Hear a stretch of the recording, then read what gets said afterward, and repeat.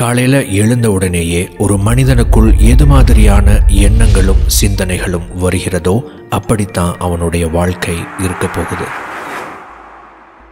வாழ்க்கை ரொம்ப அழகானது. அது நமக்கு ஒவ்வொரு நாளும் நிறைய புது புது விஷயங்களை கொடுத்து கொண்டே இருக்கும். பட் அதையெல்லாம் நீங்கள் ரிசீவ் பண்ணணும் அப்படின்னா நீங்கள் ரேடியோ மாதிரி இருக்கணும், டேப் ரெக்கார்டர் மாதிரி இருக்கக்கூடாது. நிறைய பேர் டேப் ரெக்கார்டர் மாதிரியான வாழ்க்கையை வாழ்ந்து கொண்டு இருக்கிறாங்க. அதாவது ஒரே கெசட்டை திரும்ப திரும்ப ப்ளே பண்ணுற வாழ்க்கையை வாழ்ந்துக்கிட்டு இருக்கிறாங்க.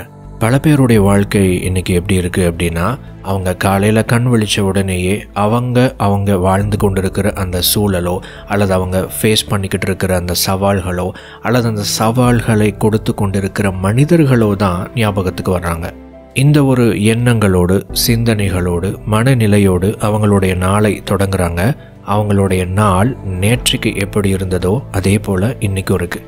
அதே மாதிரி தான் அடுத்த நாளும் செய்கிறாங்க.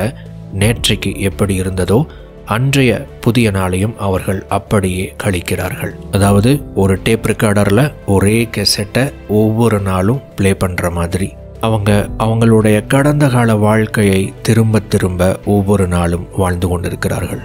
இந்த கடந்த காலத்தினுடைய பதிவுகளை நிகழ்காலத்தில் ப்ளே பண்ணிக்கிட்டே இருக்கிறதுனால என்ன விளைவு நடக்கும் அப்படின்னா, அவர்களுடைய கடந்த காலத்தில் அவர்களுக்கு என்ன நடந்ததோ அதுதான் எதிர்காலத்திலேயும் நடக்கும். பல பேருடைய வாழ்க்கையை அவர்களுடைய கடந்த காலம் டேக் ஓவர் பண்ணுறதுக்கு அனுமதிச்சிருக்காங்க. இதனுடைய விளைவு கடந்த காலத்தினுடைய சூழ்நிலை கைதிகளாக இன்னைக்கு நிறைய பேர் வாழ்ந்துக்கிட்டு இருக்கிறாங்க. சரி, இந்த நிலைக்கு காரணம் என்ன? ஏன் இது மாதிரியான பதிவுகள் நம்மளுடைய மனதிற்கு ஞாபகம் வருது அப்படின்னு கேட்டிங்கன்னா, நம்முடைய ஆழ் மனதில் இருந்து தான் இந்த பதிவுகள் வெளிவருது. உங்கள் வாழ்க்கையை நீங்கள் விரும்புகிற மாதிரி மாற்றிக்கொள்வதற்கு நீங்கள் தெரிந்து கொள்ள வேண்டிய ஆழ்மனதை பற்றிய கருத்துக்களோடு சேர்த்து இந்த சப்கான்ஷியஸ் மைண்டை எப்படி ரீப்ரோக்ராம் பண்ணுறது, அதற்கான மிகச்சிறந்த கருவி என்ன அப்படிங்கிறதையும் இந்த வீடியோ மூலமாக நீங்கள் கற்றுக்கொள்ள போகிறீங்க. பிஃபோர் தட், வணக்கம் நண்பர்களே, welcome back to Epic Life. நான் உங்கள் வெற்றி கூட்டாளி. உங்களுடைய தற்போதைய இருப்பு நிலை உங்களின் எதிர்காலத்தை எப்படி தீர்மானிக்கிறது?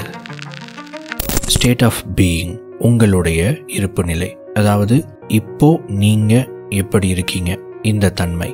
நீங்கள் இப்போது எப்படி உணர்கிறீர்கள், எப்படி சிந்திக்கிறீர்கள், இந்த இரண்டின் விளைவாக எப்படி நடந்து கொள்கிறீர்கள் என்பதுதான் உங்களுடைய ஸ்டேட் ஆஃப் பீயிங், அதாவது இருப்பு நிலை.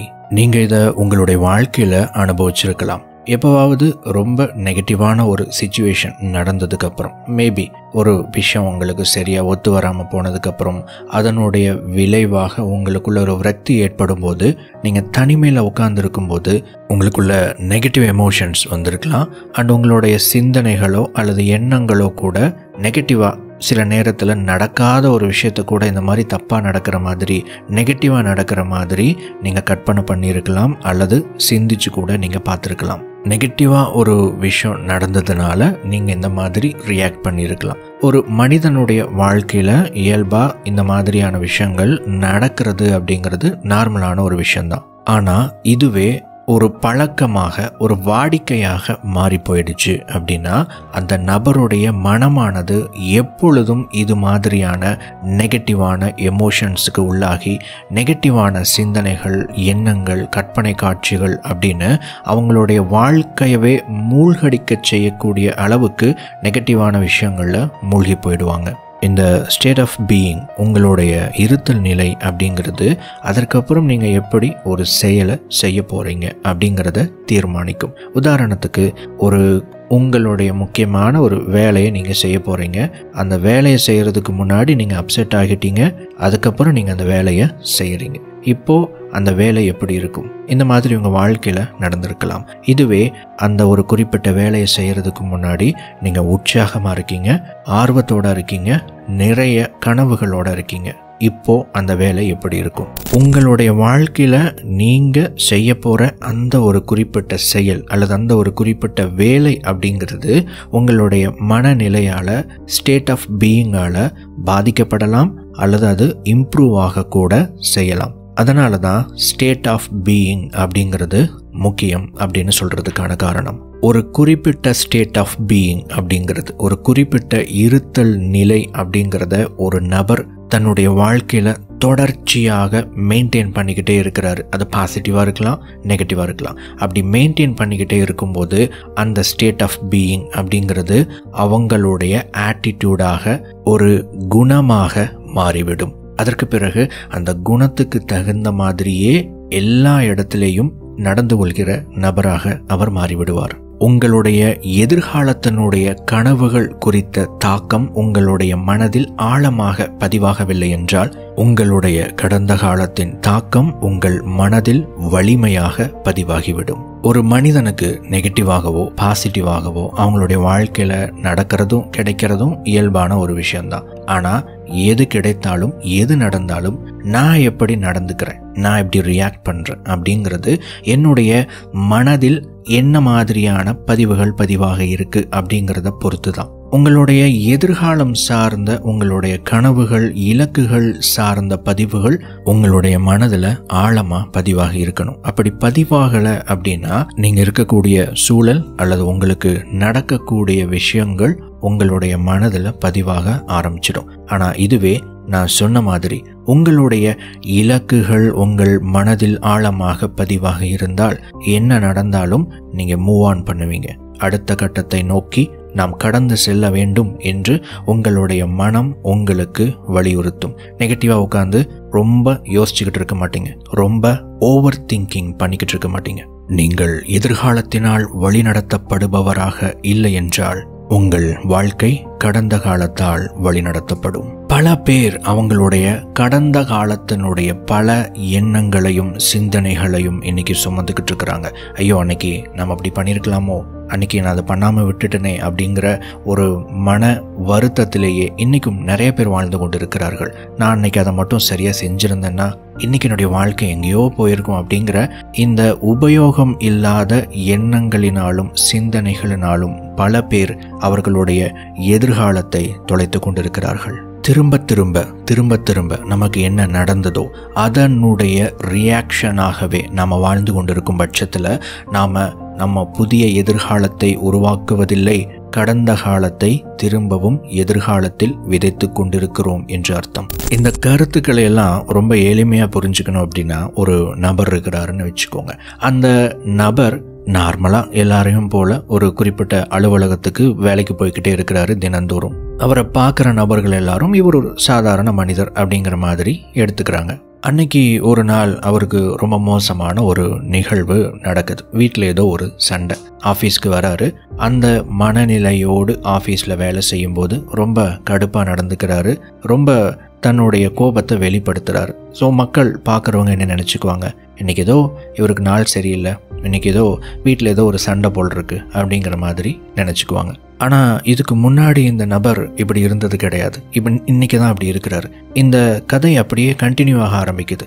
கண்டினியூவாக ஆக ஆக ஆக ஏதோ அதிசயமாக ஒரு நாள் ரொம்ப கோபத்தோடு நடந்துக்கிட்ட இந்த நபர் வாரத்தில் 2 தடவை 3 தடவை அப்படின்னு கோபப்பட ஆரம்பித்தார். அதற்கப்புறம் வாரம் முழுவதுமே ஒவ்வொரு நாளும் ஏதோ ஒரு விதத்தில் தன்னுடைய கோபத்தை வெளிக்கொண்டு வருகிற ஒரு நபராகவே நடந்து கொள்ள ஆரம்பித்தார். ஒரு 6 மாதத்துக்கு அப்புறம் அந்த குறிப்பிட்ட நபரை பார்க்குற எல்லாரும் என்ன சொல்லுவாங்க, அவர் இப்படிதான்ப்பா, அவர் ஒரு சிடுமூஞ்சி, வீட்டில் ஏதோ சண்டை அதெல்லாம் நம்மக்கிட்ட வந்து கொட்டுவார், அவர் அப்படிதான், பெருசாக ஒன்றும் கண்டுக்காதீங்க அப்படிங்கிற மாதிரி பேசுவாங்க. 6 மாதத்துக்கு முன்னாடி சாதாரண ஒரு நபராக இருந்த ஒரு நபர் 6 மாதத்தில் ஒரு சிடுமூஞ்சி நபராக எப்படி மாறினார்? அவருடைய ஸ்டேட் ஆஃப் பீயிங், அதாவது அவருக்கு நெகட்டிவாக நடந்த கடந்த காலத்தினுடைய அந்த அனுபவத்தால் ரியாக்ட் பண்ண ஆரம்பித்த ஒரு நபர் தன்னுடைய இருப்பு நிலையை மெயின்டைன் பண்ண ஆரம்பிச்சிட்டார். அந்த இருப்பு நிலையை கான்ஷியஸாக ஒரு விழிப்புணர்வோடு நம்ம இப்படி இருக்கக்கூடாது, இதை மாற்றிக்கணும் அப்படின்னு சொல்லிட்டு அதை மாற்றுவதற்கான முயற்சியில் அவர் ஈடுபடவே இல்லை. மேபி அப்படி செய்யணும் அப்படிங்கிறது அவருக்கு தெரியாமல் கூட இருந்திருக்கலாம். அதனுடைய விளைவாக அவருடைய ஒட்டுமொத்த குணமே மாறிவிட்டது. இப்போ அவர் செய்யக்கூடிய ஒவ்வொரு செயலும் எப்படி இருக்கும் அப்படின்னு நினைக்கிறீங்க? நம்மளுடைய வாழ்க்கையில் நம்ம எல்லாருமே ஏதோ ஒரு வேலை செஞ்சுக்கிட்டு தான் இருக்கிறோம், ஒரு செயல் செஞ்சுக்கிட்டு தான் இருக்கிறோம், ஏதோ ஒன்று பண்ணிக்கிட்டு தான் இருக்கிறோம். ஆனால் எந்த நோக்கத்தோடு எந்த மனநிலையோடு, எந்த ஸ்டேட் ஆஃப் பீயிங், இருப்பு நிலையோடு நாம் அதை செய்கிறோம் என்பது அது எப்படி நமக்கு எதிர்காலத்தில் உருவாக வேண்டும் என்பதை தீர்மானிக்கிறது. ஒரு மோசமான நாளின் விளைவாக நாம் எதிர்வினை செய்ய ஆரம்பிக்கிறத நம்முடைய வாடிக்கையாக, பழக்கமாக மாற்றிக்கொண்டால் மோசமான நாளை ஒவ்வொரு நாளும் உருவாக்கி கொண்டிருப்போம். ஒரு மோசமான நிகழ்வு மோசமான இருப்பு நிலையை உருவாக்குகிறது. மோசமான இருப்பு நிலையில் இருந்து கொண்டு செய்யக்கூடிய ஒவ்வொரு செயலும் சிறப்பானதாக அமைவதில்லை. இதை நம்ம செஞ்சு சிறப்பானதாக நமக்கு அமையல அப்படின்னு அதுக்கு மேலே ஒரு கோவப்பட்டு இதை தொடர்ச்சியாக அந்த இருப்பு நிலையை, ஸ்டேட் ஆஃப் பீயிங்கை நெகட்டிவாக மெயின்டைன் பண்ண கடந்த காலத்தில் எப்படி நமக்கு அந்த ஸ்டேட் ஆஃப் பீயிங் நடப்பதற்கு காரணமாக இருந்ததோ அதே விளைவை நம்ம எதிர்காலத்தில் உருவாக்கிக்கிட்டே இருக்கிறோம். இந்த ஸ்டேட் ஆஃப் பீயிங், இருப்பு நிலையை நம்ம பாசிட்டிவாக மெயின்டைன் பண்ணுறதுக்கு என்ன பண்ணணும்? முதல் விஷயம், நெகட்டிவாக என்னுடைய ஸ்டேட் மாறவே கூடாதுன்னு நினைக்கக்கூடாது. அப்படி ஒரு விஷயம் ப்ராக்டிக்கலாக யாருக்கும் நடக்க போகிறதில்ல. இந்த ரியாலிட்டியை புரிஞ்சுக்கணும். பிகாஸ் பாசிட்டிவாக நினைக்கணும்னு நினைக்கிற நிறைய பேர் நெகட்டிவாக எனக்குள்ள ஒரு எண்ணம் கூட வந்துடக்கூடாது அப்படின்னு நினைக்கிறாங்க. ப்ராக்டிக்கலி அது சாத்தியம் இல்லை. நெகட்டிவாக எண்ணங்கள் வருது போகுது அப்படிங்கிறத விட்டுருங்க. பாசிட்டிவான விஷயங்களில் உங்களால் ஃபோக்கஸ் பண்ண முடியுதா அப்படிங்கிறது தான் ஆக்சுவலாக பாசிட்டிவாக இருக்கிறதுக்கான ஒரே வழி. இதை அடையணும் அப்படின்னா நீங்கள் 2 விஷயத்த செய்யணும். முதலாவது, நீங்கள் எதிர்காலத்தினுடைய இலக்குகளால் வழி நடத்தப்படுகிற நபராக இருக்க வேண்டும். உங்களுக்கு ஃப்யூச்சர் கோல்ஸ் இருக்கணும். அந்த கோலுக்காக இப்போ நீங்கள் வாழ்ந்துக்கிட்டு இருக்கிறீங்க. அந்த இலக்கை அடையிறதுக்காகவும் அச்சீவ் பண்ணுறதுக்காகவும் நீங்கள் போய்கிட்டு இருக்கிறீங்க. அப்படிங்கிற அந்த விஷயம் உங்களை ஸ்ட்ராங்காக மோட்டிவேட் பண்ணணும். 2வது, உங்களுடைய ஸ்டேட் ஆஃப் பீயிங்கை பாசிட்டிவாக மெயின்டைன் பண்ணணும் அப்படின்னா அதற்கு ஏற்ற மனநிலை இருக்கணும். மனநிலை வீக்காக இருக்கும் பட்சத்தில், அதாவது மனசு நாம் சொல்கிறத கேட்காத நிலையில் இருக்கும்போது அது தானாகத்தான் செயல்படும். அப்போது நீங்கள் நினைக்கிற விஷயத்தை உங்கள் மனம் கேட்கக்கூடிய தன்மைக்கு அதை பழக்கப்படுத்தணும். இன்னொரு விதத்தில் சொல்லணும் அப்படின்னா ட்ரெயின் பண்ணணும். ட்ரெயின் பண்ணுறதுக்கு மனம் அந்த பக்குவ நிலையில் இருக்கணும். அதை கொண்டு வரதுக்கான ஒரு பவர்ஃபுல்லான கருவி, டூல் என்ன அப்படிங்கிறத நாம் இன்னும் கொஞ்ச நேரத்தில் பார்க்க இருக்கிறோம். ஆழ்மனப்பதிவுகள் எப்படி உங்கள் வாழ்க்கையில் திரும்ப திரும்ப நடக்கிறது? உங்களுடைய வாழ்க்கையானது உங்களுடைய ஆழ்மனதால் ஏற்கனவே என்ன ப்ரோக்ராம் பண்ணப்பட்டிருக்கோ அதுதான் உங்கள் வாழ்க்கையில் திரும்ப திரும்ப நடந்துக்கிட்டே இருக்குது. என்னதான் நீங்கள் வேறு மாதிரியான வாழ்க்கை முறைக்குள்ளே போகணும், நீங்கள் வேறு மாதிரியான வாழ்க்கையை வாழணும்னு நினச்சாலும் ஏற்கனவே ஆழ்மனதில், சப்கான்ஷியஸ் மைண்டில் என்ன பதிவு இருக்கோ அதுதான் உங்கள் வாழ்க்கையில் திரும்ப திரும்ப ஒரு பேட்டர்ன் மாதிரி நடந்துக்கிட்டே இருக்குது. இதை புரிஞ்சுக்கிறதுக்கான சிறந்த உதாரணம் பேட்டர்ன்ஸ். உங்கள் வாழ்க்கையில் சில பேட்டர்ன்ஸ் ஒவ்வொரு நாளும் தொடர்ச்சியாக வழக்கமாக நடந்துக்கிட்டே இருக்கும். உதாரணத்துக்கு ஒரு நபர் இருக்கிறாருன்னு வச்சுக்கோங்களேன். அந்த நபர் ஒவ்வொரு நாளும் ஒரு குறிப்பிட்ட நேரத்தில், காலை நேரத்தில் எழுந்திருப்பார். அதுக்கப்புறம் வழக்கமாக அவர் ஒவ்வொரு நாளும் என்ன பண்ணுவாரோ அதையே அன்னைக்கும் பண்ணுவார். அதாவது அவருடைய ஸ்மார்ட் ஃபோனை எடுத்து இன்ஸ்டாகிராமில் கொஞ்ச நேரம் ரீல்ஸ் பார்க்குறது, யூடியூப்பில் கொஞ்ச நேரம் ஷார்ட்ஸ் வீடியோஸ் பார்க்குறது, வாட்ஸ்அப் ஸ்டேட்டஸ் பார்க்குறது, யாராவது குட் மார்னிங்னு மெசேஜ் அனுப்பியிருந்தாங்கன்னா குட் மார்னிங்னு ரிப்ளை பண்ணுறதுன்னு சொல்லிட்டு இந்த செயல்களை ஒவ்வொரு நாளும் காலை நேரத்தில் தவறாமல் ஃபாலோ பண்ணிடுவார். இதில் ஒரு 10-15 நிமிஷம் போயிடும். அதுக்கப்புறம் அந்த பெட்லேருந்து அவர் எப்படி வழக்கமாக எழுந்திருப்பாரோ அதே பொசிஷனில் கரெக்டாக எழுந்திருப்பார். நேராக பாத்ரூம் போவார். அங்கே அவர் அடைக்க வேண்டிய லோன்களை எல்லாம் அடைச்சிட்டு, காலை கடன்களை எல்லாம் முடிச்சுட்டு ஒரே மாதிரியான பேட்டர்னில் ஃபேஸ் வாஷ் பண்ணுவார், ப்ரஷ் பண்ணுவார், குளிப்பார். அதுக்கப்புறம் அவர் வழக்கமாக எப்படி சாப்பிடுவாரோ அதே மாதிரியான உணவு முறையை ஃபாலோ பண்ணுவார். அதுக்கப்புறம் அவர் கிளம்பி அவருடைய ஆஃபீஸ்க்கு போவார். அதற்கு பிறகு வழக்கமாக எது மாதிரியான மனிதர்களை அவர் மீட் பண்ணுவாரோ அதே மாதிரியான மனிதர்களை ஒவ்வொரு நாளும் மீட் பண்ணுவார். வழக்கமாக என்னென்ன விஷயங்கள் பேசுவாங்களோ அதையே பேசுவாங்க.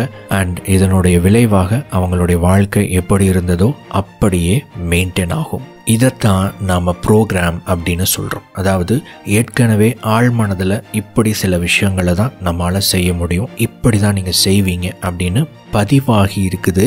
அதற்கு மாற்றி நீங்கள் ஏதாவது ஒரு புது விஷயத்தை செய்ய முயற்சி செய்யும்போது அதை நீங்கள் பாதியிலே விட்டுருவீங்க. கண்டினியூ பண்ண முடியாது. ஆனால் இது வரைக்கும் நீங்கள் எதை செஞ்சுக்கிட்டு இருந்தீங்களோ அதை ஈஸியாக ஒவ்வொரு நாளும் உங்களையும் அறியாமல் செய்து கொண்டே இருக்க முடியும். இப்போது ஒரு கேள்வி, இவர் ஒரு பேட்டர்னை இவருடைய வாழ்க்கையில் இந்த நபர் ஃபாலோ பண்ணுறாருன்னு ஒரு கதை பார்த்தோம் இல்லைங்களா? இந்த பேட்டர்னை இவர் எப்படி ஃபாலோ பண்ணார், இது எப்படி அவருடைய ஆழ்மனதில் பதிவாச்சு அப்படின்னு பார்த்தீங்கன்னா, இவர் ஒவ்வொரு நாளும் ஒரு குறிப்பிட்ட விஷயங்களை ஒரு குறிப்பிட்ட பேட்டர்ன் படி ஃபாலோ பண்ணியிருக்கிறாரு, ஒவ்வொரு நாளும் செஞ்சுக்கிட்டே இருந்திருக்கிறாரு, அது ஆழ்மனதில் பதிவாகிடுச்சு. இப்போ பதிவான விஷயம் திரும்ப திரும்ப அவருடைய வாழ்க்கையில் நடந்துக்கிட்டே இருக்கு. அப்போ பதிவு பண்ணினவர் யார் அப்படின்னு கேட்டிங்கன்னா அவர் தான், வேற யாரும் கிடையாது. ஒரு முறை பதிவு செய்யப்பட்ட பிறகு அவங்க வாழ்க்கையை கண்ட்ரோல் பண்ணுறது யார் அப்படின்னு கேட்டிங்கன்னா அவருடைய ஆழ்மனம். நம்ம வாழ்க்கையில் நடக்கிற ஒரு 90-95% விஷயங்கள் எல்லாமே ஆழ்மனதால் ஏற்கனவே தீர்மானிக்கப்பட்டவை தான். மீதம் இருக்கக்கூடிய 5% தான் நம்மளுடைய கான்ஷியஸ் திங்கிங். அதாவது நமக்கு ஒரு கோல் ஃபிக்ஸ் பண்ணணும், நம்ம இந்த இலக்கு அடையணும், நம்ம வாழ்க்கையில் நல்லா இருக்கணும், நல்ல ஒரு வாழ்க்கையை வாழணும் அப்படின்னு சொல்லிட்டு நம்ம ஆசைப்படுற விரும்புகிற விஷயங்கள் எல்லாமே இந்த 5% கான்ஷியஸ் திங்கிங் தான். உங்கள் வாழ்க்கையில் நீங்கள் நினைக்கக்கூடிய அந்த இலக்குகளை ஏன் அடைய முடியாமல் போகுது அப்படின்னு கேட்டிங்கன்னா அது ஒரு 5% கான்ஷியஸ் திங்கிங் தான். ஆனால் அதற்கு ஆப்போசிட்டாக 95% சப்கான்ஷியஸ் மைண்ட் ப்ரோக்ராமிங் செயல்பட்டு கொண்டிருக்கிறது. இந்த 95 வெறும் 5% விஷயங்களை வச்சு நீங்கள் மாற்றணும்னு முயற்சி பண்ணுறீங்க. 5 பேர் கொண்ட ஒரு குரூப் 95 பேர் கொண்ட ஒரு குரூப்போட சண்டை போடுற மாதிரி. இப்போது உங்கள் ஆழ்மனத்தினுடைய பேட்டர்ன்ஸ், சப்கான்ஷியஸ் மைண்ட் பேட்டர்ன்ஸ், ஆழ்மன பதிவுகள் எப்படி உங்கள் வாழ்க்கையை கட்டுப்படுத்துது, நீங்கள் நினைக்கக்கூடிய அந்த நல்ல விஷயங்கள் வெறும் 5% தான் அப்படிங்கிறது எல்லாம் இது வரைக்கும் நீங்கள் தெரிஞ்சுக்கிட்டீங்க.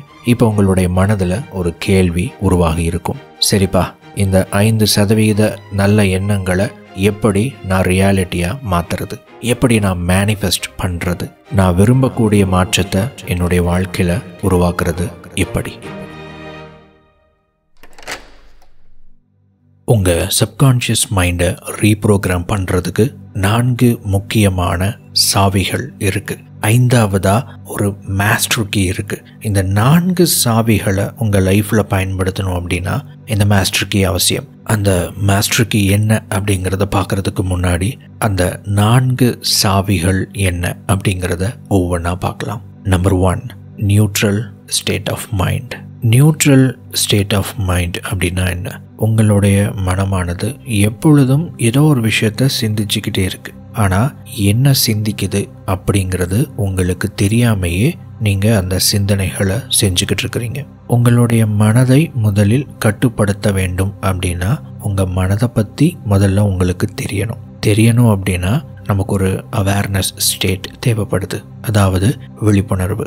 நமக்குள்ள என்ன நடந்துக்கிட்டு இருக்கு, நமக்குள்ள எது மாதிரியான சிந்தனைகள் ஓடிக்கிட்டு இருக்கு அப்படிங்கிறது நம்ம சீரியஸாக ஏதாவது ஒரு விஷயத்தை பற்றி நெகட்டிவாக யோசிக்கும் போது, நெகட்டிவாக சிந்தனை செய்யும் போது நமக்கு வரணும். பல பேருக்கு அவங்களுடைய எண்ணங்களையும் சிந்தனைகளையும் பாசிட்டிவாக வச்சுக்கணும் அப்படின்னு விருப்பப்படுறாங்க. ஆனால் அவங்களுக்கு நெகட்டிவ் சிந்தனைகள் வரும்போது நம்ம நெகட்டிவாக சிந்திக்கிறோம் அப்படிங்கிறது அப்போதைக்கு தெரியாமல் இருக்குது. சிந்தனைகள் அனைத்தும் செய்து முடித்ததுக்கப்புறம் தான் நம்ம இவ்வளவு நேரம் நெகட்டிவாக யோசிச்சிருக்கோம் அப்படிங்கிறதே அவங்களுக்கு ஞாபகத்துக்கு வருது. அப்போது இதை எப்போ தடுக்க முடியும் அப்படின்னா, உங்களுக்குள்ள ஒரு சிந்தனை வரும்போது வந்த உடனேயே சில நிமிடங்களில் நாம் நெகட்டிவாக சிந்திக்கிறோம், நமக்குள்ள தப்பான எண்ணங்கள் ஓடிக்கிட்டு இருக்கு அப்படிங்கிற அந்த அவேர்னஸ் ஸ்டேட் நமக்கு வரணும். இந்த அவேர்னஸ் ஸ்டேட் இருக்கணும், விழிப்புணர்வு தன்மை இருக்கணும் அப்படின்னா உங்களுடைய மனமானது ஒரு நியூட்ரலான, அதாவது ஓவராக ஆக்டிவாக இல்லாமையும் அதே சமயம் ஆக்டிவாக இல்லாமலேயும் இருக்கக்கூடாது, ஒரு நடுநிலையான தன்மையில் அது இருக்கணும். மனதிற்குள்ளே ஏதாவது ஒரு விஷயம் வந்துச்சுன்னா வருது அப்படின்னு தெரிஞ்சுக்கிற அளவுக்கு நடுநிலைத்தன்மையோடு ஒரு நியூட்ரல் ஸ்டேட்டோடு இருக்கிறது அவசியம். இப்போது 2வது சாவியை பற்றி பார்க்கலாம். அஃபர்மேஷன்ஸ், ஆட்டோ சஜஷன்ஸ், இது எல்லாத்தையுமே பயன்படுத்துறது. இதை பற்றி நீங்கள் நிறையா கேள்விப்பட்டிருக்கலாம். உங்களுடைய எண்ணங்களை, சிந்தனைகளை, மனதில் இருக்கக்கூடிய பதிவுகளை மாற்றுவதற்காக இந்த விஷயங்களை நீங்கள் ஃபாலோ பண்ணலாம். அஃபர்மேஷன்ஸ் அப்படிங்கிற ஒரு விஷயம் பெரும்பாலும் எல்லாருக்குமே தெரியும். ஆட்டோ சஜஷன்ஸ் அப்படிங்கிறது பெரும்பாலும் நிறைய பேர் அஃபர்மேஷனும் ஆட்டோ சஜஷனும் ஒன்று அப்படின்னு நினச்சிக்கிட்டு இருப்பாங்க. அஃபர்மேஷன் அப்படின்னா நீங்கள் எதை அடையணும்னு நினைக்கிறீங்களோ அதை ஏற்கனவே அடைந்த மாதிரியான நேர்மறையான வாக்கியங்கள் அனைத்துமே அஃபர்மேஷன்ஸ். ஆட்டோ சஜஷன்ஸ் அப்படின்னா நீங்கள் என்ன செய்யணும் என்ன செய்யக்கூடாது அப்படின்னு உங்களுக்கு நீங்களே சொல்லிக்கிற சுய கட்டளைகள். ஒரு நபர் இருக்கிறாருன்னு வச்சுக்கோங்களேன். அந்த நபர்கிட்ட நீங்கள் இதை செய்யுங்க, இதை செய்யாதீங்க, இதை இப்படி செய்யுங்க, இதை இப்படி செய்யாதீங்க அப்படின்னு சொல்லுவீங்க பார்த்தீங்களா?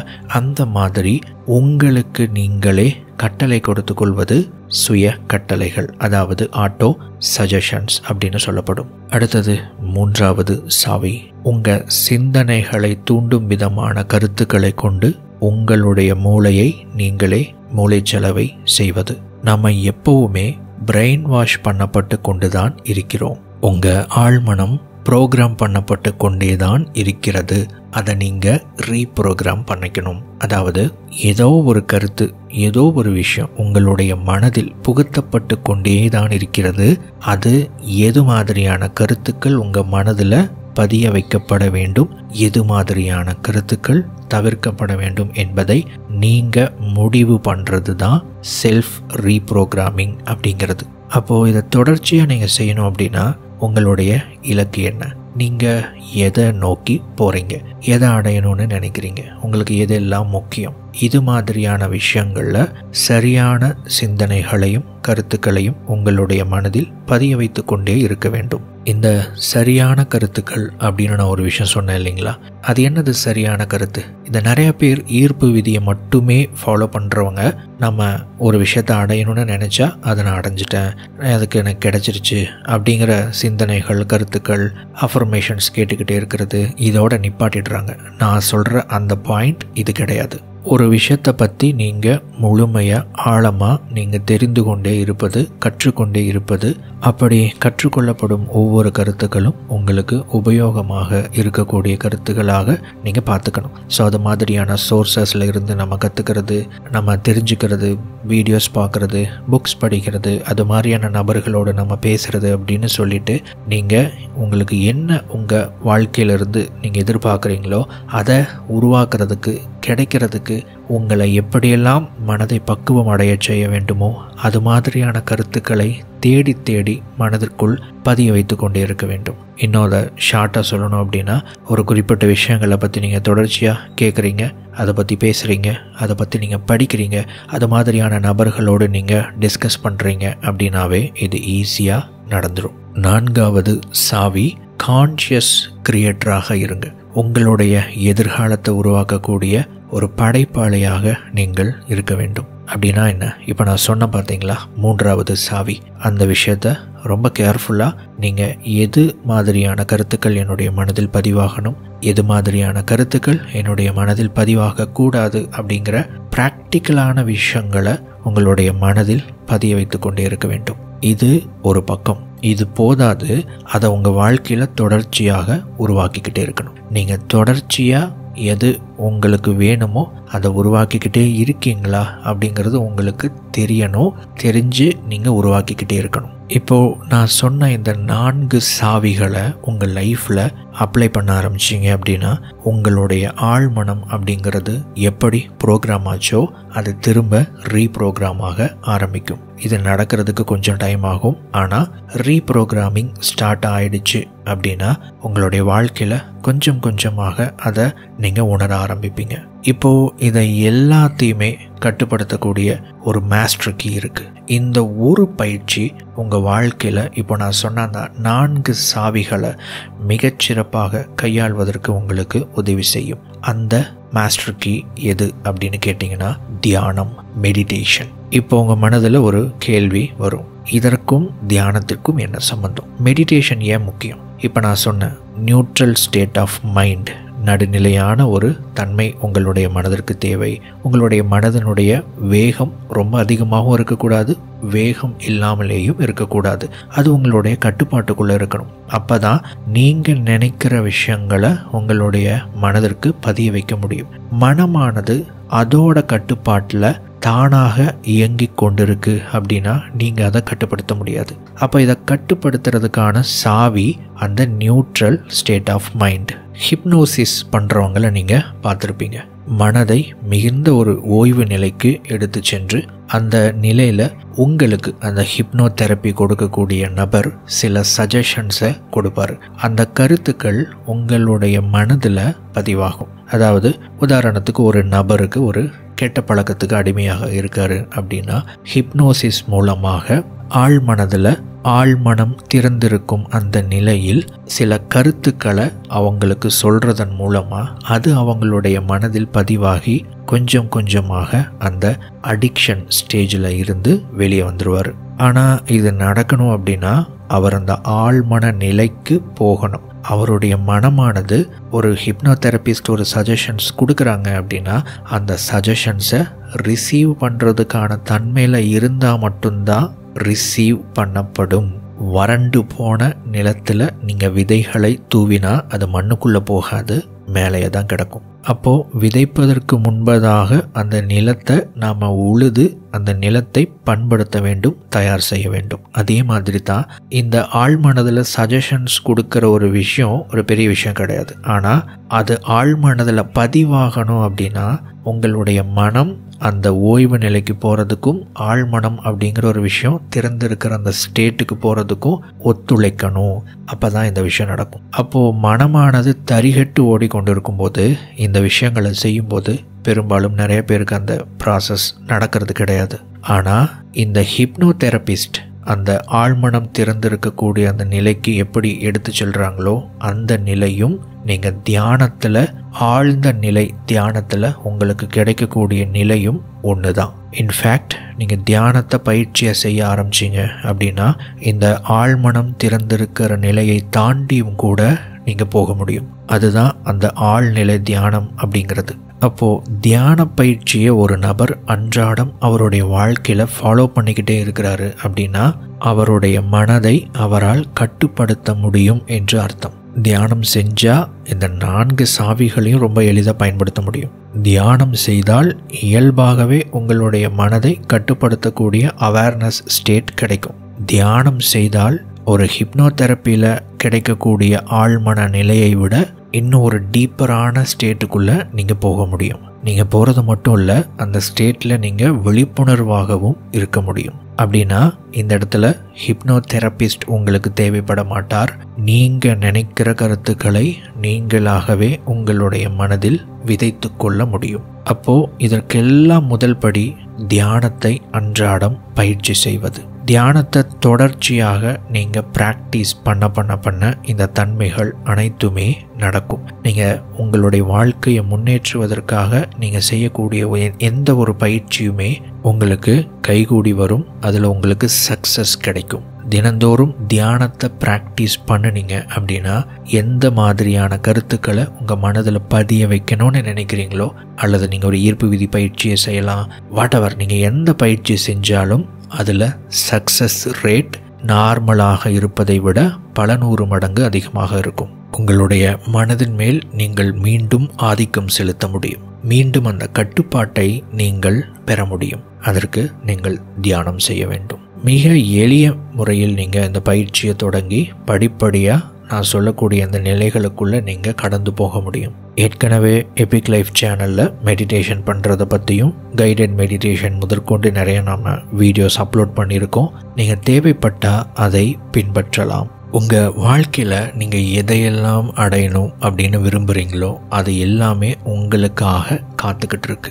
உங்களை நோக்கி வரணும் அப்படிங்கிறதுக்காக அது எல்லாமே வெயிட் பண்ணிக்கிட்டு இருக்கு. ஆனால் உங்களுடைய தற்போதைய இருப்பு நிலை என்பது அதற்கு சாதகமாக இல்லை அப்படிங்கிறதுனால அது உங்களை தேடி வராமல் இருக்குது. உங்கள் வாழ்க்கையில் ஒரு சரியான முடிவெடுத்து நீங்கள் எதையெல்லாம் விரும்புகிறீங்களோ எதையெல்லாம் அடையணும்னு நினைக்கிறீங்களோ அதையெல்லாம் அடையக்கூடிய நபர் நான் தயாராக இருக்கேன் அப்படிங்கிற ஒரு சிக்னலை மட்டும் நீங்கள் கொடுத்துட்டீங்க அப்படின்னா போதும். நீங்கள் விரும்புகிற அனைத்தும் ஒவ்வொன்றாக உங்களை தேடி வர ஆரம்பிக்கும். அதற்கு நீங்கள் அந்த நபராக இருக்கணும். அதாவது அவற்றையெல்லாம் தடுக்கிற நபராக இருக்கக்கூடாது. அதையெல்லாம் பெற்றுக்கொள்ளக்கூடிய தகுதியுடைய நபராக நீங்கள் மாற வேண்டும். அந்த மாற்றம் முதலில் உங்கள் மனதிலிருந்து தொடங்க வேண்டும். அப்படி தொடங்கிவிட்டால் அது உங்களுடைய வாழ்க்கையில் பிரதிபலிக்க தொடங்கிவிடும். இப்போ கடைசியா உங்ககிட்ட ஒரு கேள்வி. உங்கள் வாழ்க்கையோட கடந்த காலத்தை நீங்க திரும்ப திரும்ப ஒவ்வொரு நாளும் ப்ளே பண்ண போறீங்களா, இல்ல உங்களுடைய புதிய எதிர்காலத்தை உருவாக்க போறீங்களா? இந்த ரெண்டுல ஏதோ ஒன்று தான் உங்களால செய்ய முடியும். இரண்டையும் ஒரே நேரத்தில் செய்ய முடியாது. எதை தேர்ந்தெடுப்பீர்கள்?